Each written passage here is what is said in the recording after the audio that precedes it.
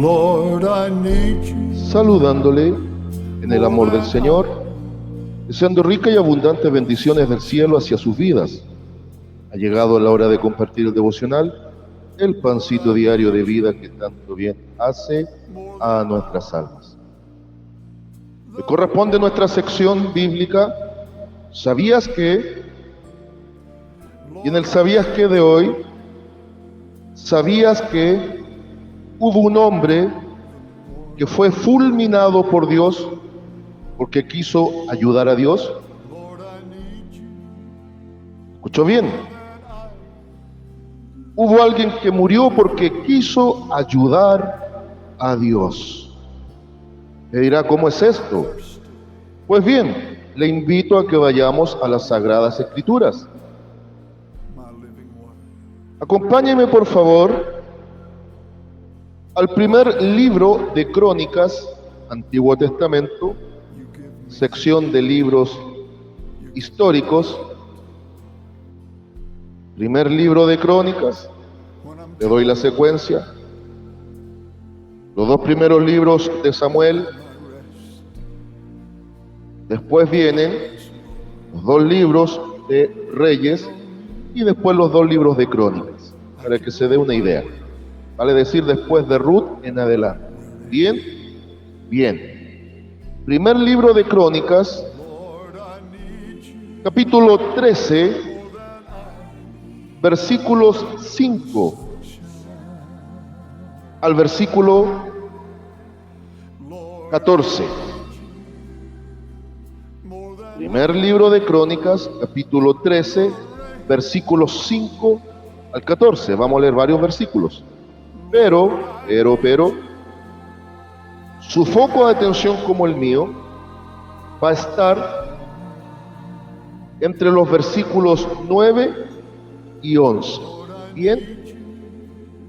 Entonces, leeré en el nombre del Señor Jesucristo la palabra de nuestro Dios, que dice de la siguiente manera: David intenta traer el arca.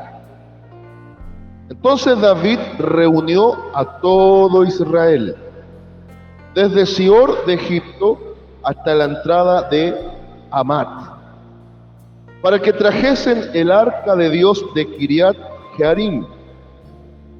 Y subió David con todo Israel a Baala de Kiriat Jearim, que está en Judá, para pasar de allí el arca de Jehová Dios, que mora entre los querubines, sobre la cual su nombre es invocado.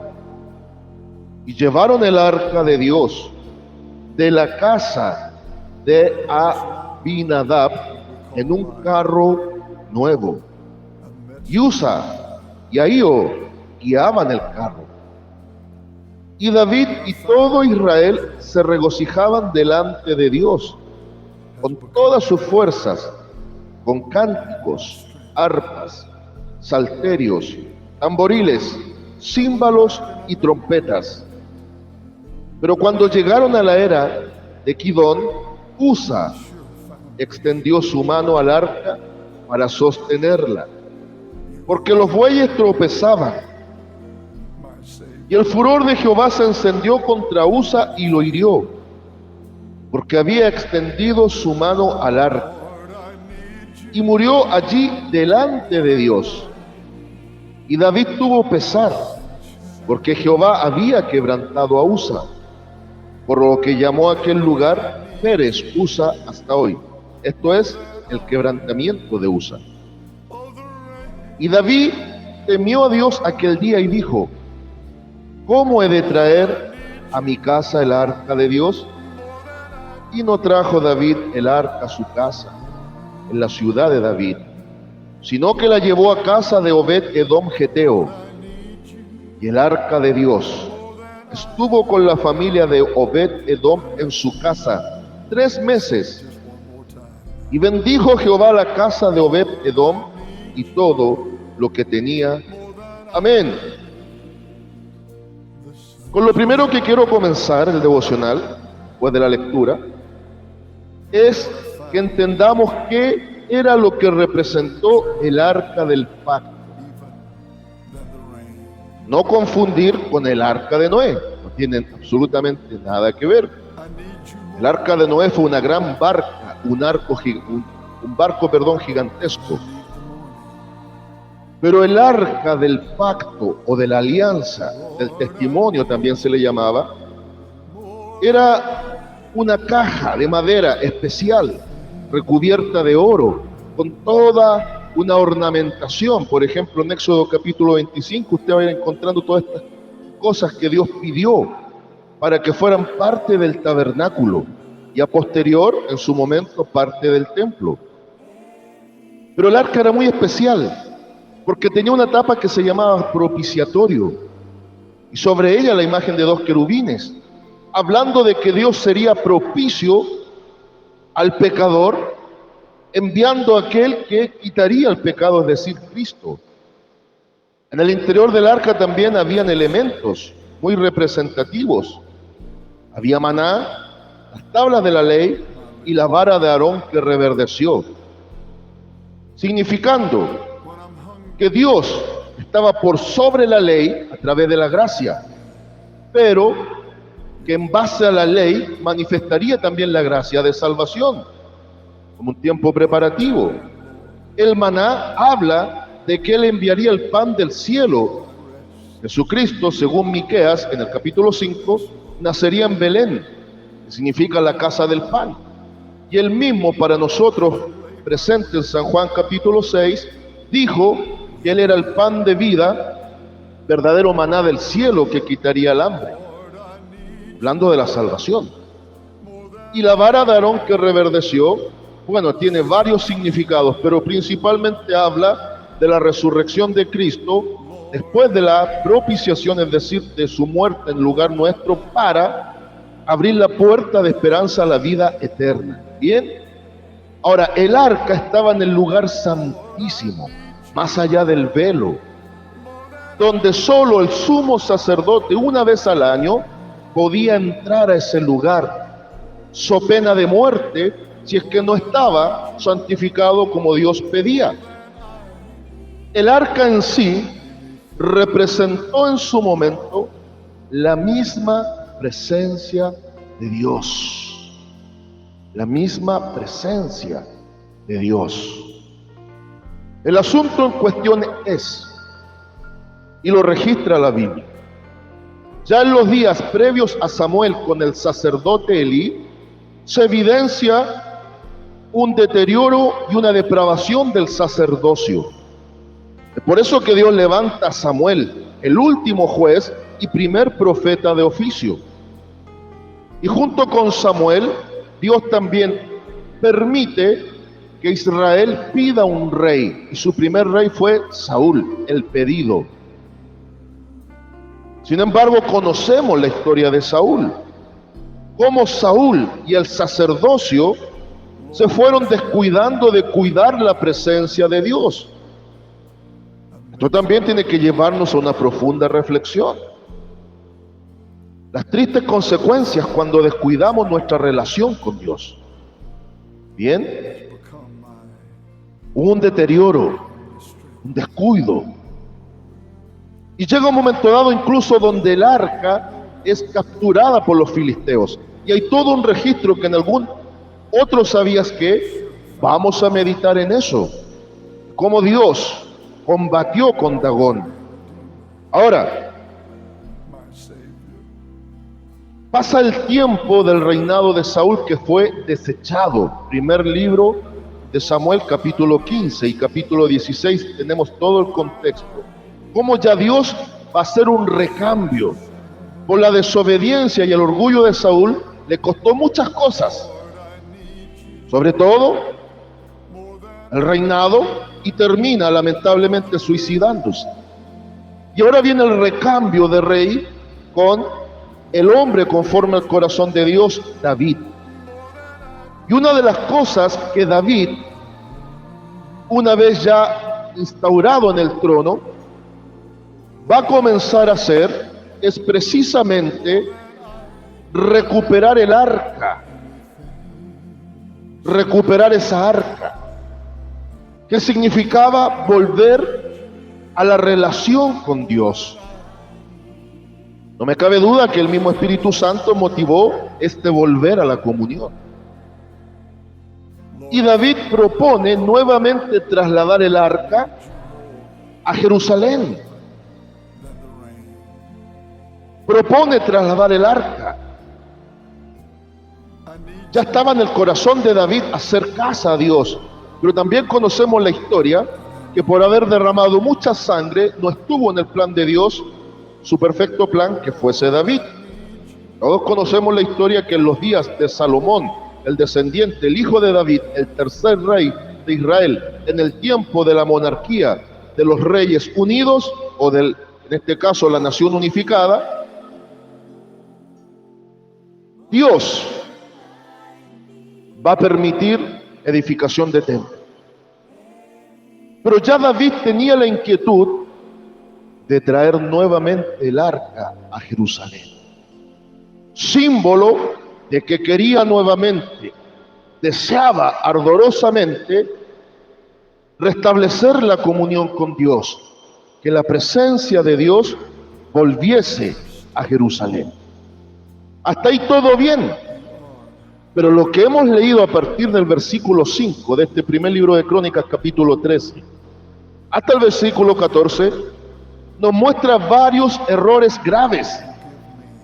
Y en estos errores graves quedó una víctima fatal como testimonio, como testigo de que Dios no es juguete de nadie, de que Dios tampoco tiene sus regalones. Acá en Chile decimos que Dios no tiene compadres. Él tiene hijos, Él tiene un pueblo de siervos, pero Él no pasa por alto el pecado, no lo pasa por alto. En el libro de Nahum, capítulo 1, versículo 13, nos dice que Dios no tiene por inocente al culpable. Y a veces ni siquiera dimensionamos nuestras culpas, o no alcanzamos a veces siquiera a ser suficientemente capaces de reconocer nuestras faltas y pecados delante de Dios. Desde lo humano, me incluyo, somos muy buenos para arreglar el naipe. Somos muy buenos para buscar resquicios legales desde la palabra para autojustificar nuestro mal proceder delante de Dios. Enumeremos algunos errores. No era la forma en la cual el arca debía ser trasladada. Había toda una indicación a través de Moisés de la forma, dado que Dios, cuando Moisés sube al monte, le muestra el tabernáculo del cielo y esto lo replica acá en la tierra, incluyendo el arca. Y las medidas exactas y la forma exacta la había dado Dios. Todos los utensilios del tabernáculo, incluyendo el arca, tenían ciertos anillos, ciertas argollas, con las cuales habían varas que estaban determinadas para ese trabajo, a fin de que, sobre todo el arca, conforme a los levitas idóneos que Dios había considerado, fuese trasladada a través de esas varas a hombro. Cada vez que Israel avanzaba y el tabernáculo tenía que desarmarse, volver a armarse y los utensilios nuevamente posicionados en los lugares correctos. Entonces, primer grave error. David quiso cambiar los planos y los planes de Dios. Si Dios ha determinado una forma, amada iglesia, no cambiemos la forma. Hoy por hoy en el Evangelio del siglo XXI, muchos han cambiado la forma, el fondo por el método. Piense un momento y liguemos esto con los días de Noé. A Noé se le dan las indicaciones de cómo construir ese gran barco de salvación. Se le especificó la madera, la forma, las medidas, todo en detalle, al igual que el arca del testimonio. ¿Qué habría pasado? Piense, analice. ¿Qué habría pasado si Noé no hubiese atendido a las medidas y dimensiones, si no hubiese considerado los planos para la concreción de los planes de Dios? La respuesta es muy sencilla. Usted no estaría oyendo este devocional, ni yo lo estaría presentando, porque no hubiese habido esperanza. Cada vez que el hombre de Dios quiere cambiar los planos y los planes de Dios, nos metemos en graves problemas. Ajá. Cuidado, iglesia de Dios, principalmente a los siervos, en los cuales me incluyo. A veces en pos de crecimiento, yo quiero una iglesia grande, moderna, hermosa, llena de gente. Comenzamos a desviarnos de menos a más y vamos cambiando el plano, vamos modificando cosas, vamos disque modernizándonos, y finalmente el proyecto original de Dios, perfecto, termina siendo la copia barata del hombre.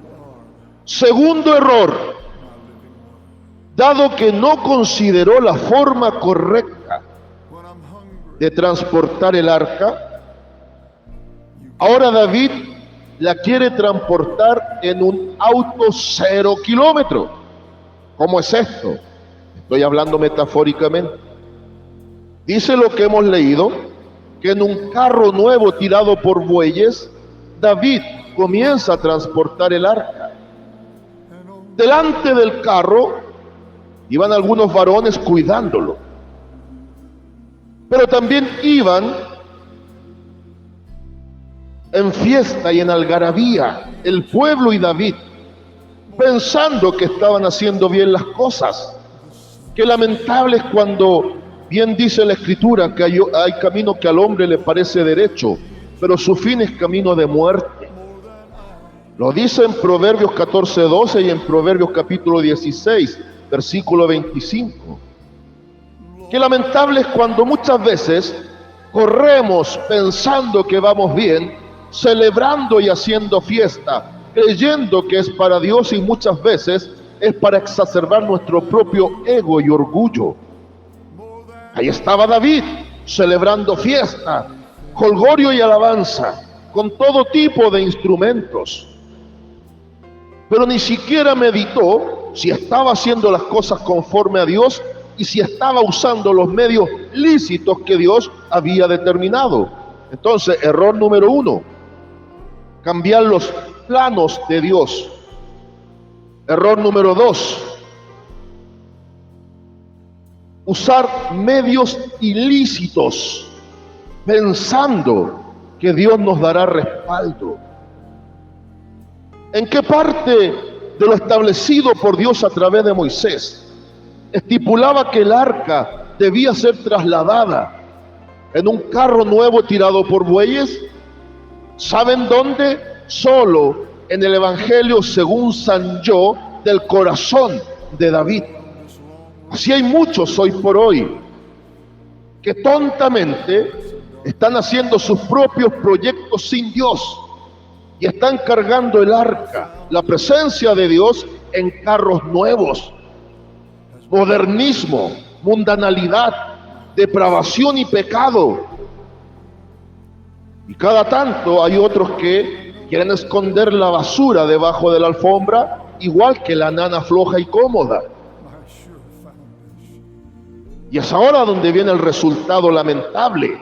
La gran fiesta y algarabía termina en muerte y velorio. Oh, amada iglesia, qué triste es que muchos, pensando que es tiempo de gozo, de júbilo, descubren que es tiempo de lamento, lloro y crujir de dientes por haber hecho las cosas mal delante de Dios. En ese llevar el arca en un carro tirado por bueyes, uno de los dos varones que estaba al cuidado de esa arca, escúcheme bien, al cuidado de la presencia de Dios, el hombre cuidando a Dios, el hombre cuidando la presencia de Dios, el hombre queriendo ayudar a Dios en el proyecto. ¡Qué irreverencia! Porque alguien puede ya estar pensando, ¿por qué Dios fue tan severo? ¿Por qué Dios fulminó a este hombre llamado Usa? Tropiezan los bueyes, el arca aparentemente está a punto de caerse y cualquiera hubiese dicho, actuó correctamente este hombre, evitando que el arca cayera. Y Dios, en el instante encendido en ira, fulminó a este hombre. Mire la seguidilla de errores. Hacer las cosas bajo nuestros propios planes, cambiar el proyecto de Dios perfecto por el imperfecto proyecto humano, usar medios ilícitos que Dios jamás respaldará. Y tercero, querer ayudar a Dios. Error fatal. Estamos en un tiempo de iglesia actuando tan tontamente como David, pero al mismo tiempo muchos queriendo ayudar a Dios igual que Usa. ¿Que acaso Dios necesita nuestra ayuda? ¿Es que acaso Dios no es autosuficiente en sí mismo para preservar y preservarse? Y aunque suene duro y choque con nuestra racionalidad humana, Dios es soberano y pareciera cada tanto que se nos olvida. Dios es soberano. Él no anda preguntando ni pidiendo permiso. Él hace lo que Él ha determinado. Y lo único en lo cual Él manifiesta algo todavía tan glorioso como su soberanía es que Él nunca pasará a llevar su propia palabra.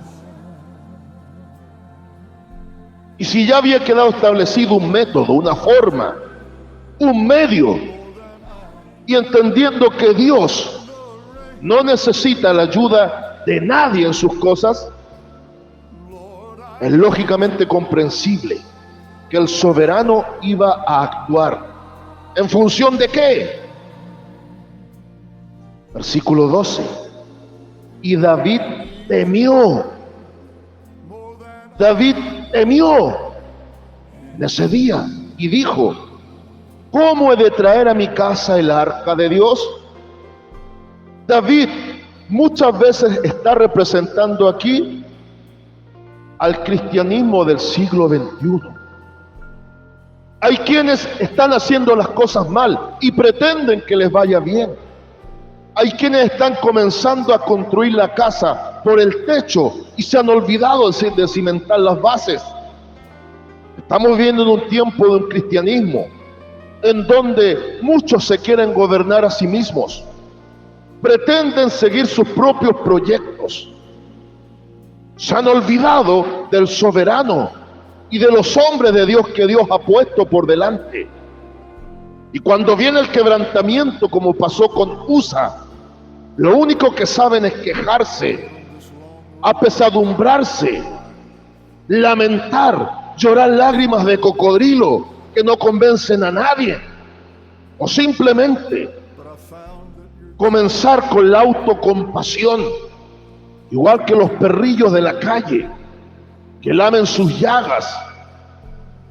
Pero pocos entienden que Dios, cuando actúa de esta forma, es para preservar algo que se ha ido disipando de la iglesia de Cristo, que es el temor de Dios.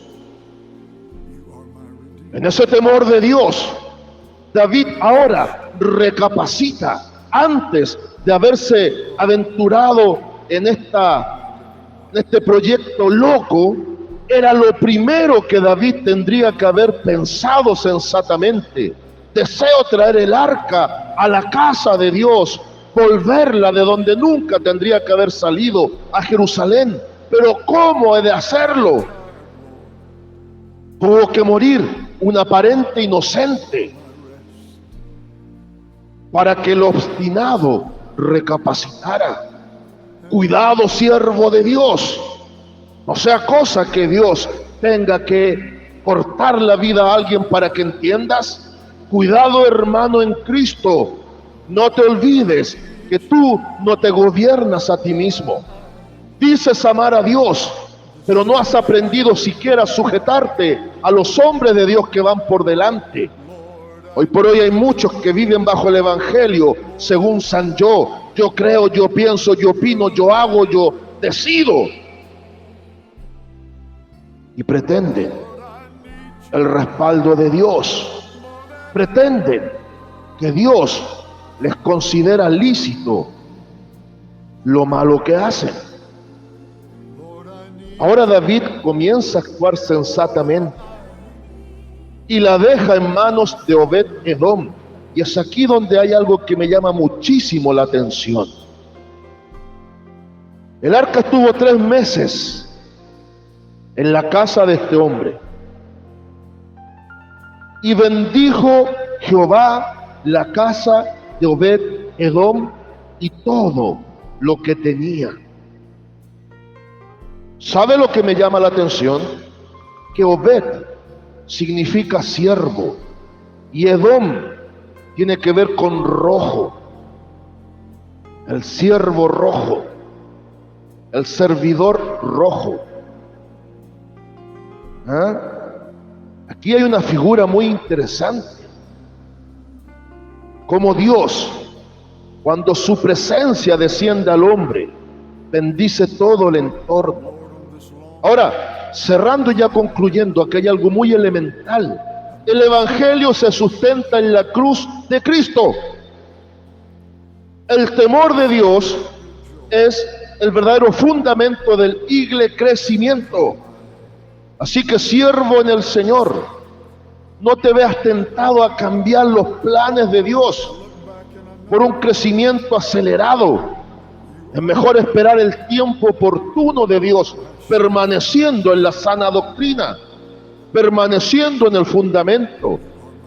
Toda iglesia puede tener linda alabanza, toda iglesia puede tener lindo templo hecho por mano de hombre, toda iglesia puede tener un espectacular coro o grupo de cantantes, como usted quiera verlo. Todo eso es lícito, pero toda iglesia debe estar y permanecer en el fundamento de la doctrina, de la palabra y la sana enseñanza. ¿Por qué los levitas comisionados debían llevar el arca sobre sus hombros? Porque en Isaías capítulo 9, versículo 6, hablando de los títulos de gloria del que vendría, dice que el principado estaría sobre su hombro. La presencia de Dios llega a la vida del hombre a través del mensaje de la cruz, el mensaje cristocéntrico. No cambiemos la cruz por cosas secundarias. No transemos el mensaje del evangelio genuino por voladero de luces, que en muchos lugares no solo está confundiendo a tantos, sino que está desviando a muchos. Siervos del Señor, pregunten cómo trasladar el arca a la casa de Dios. Y pueblo de Dios, cuidado con cometer el error de Usa. Saludos, de paz, amor y bendición, es de longaví a cada uno de ustedes.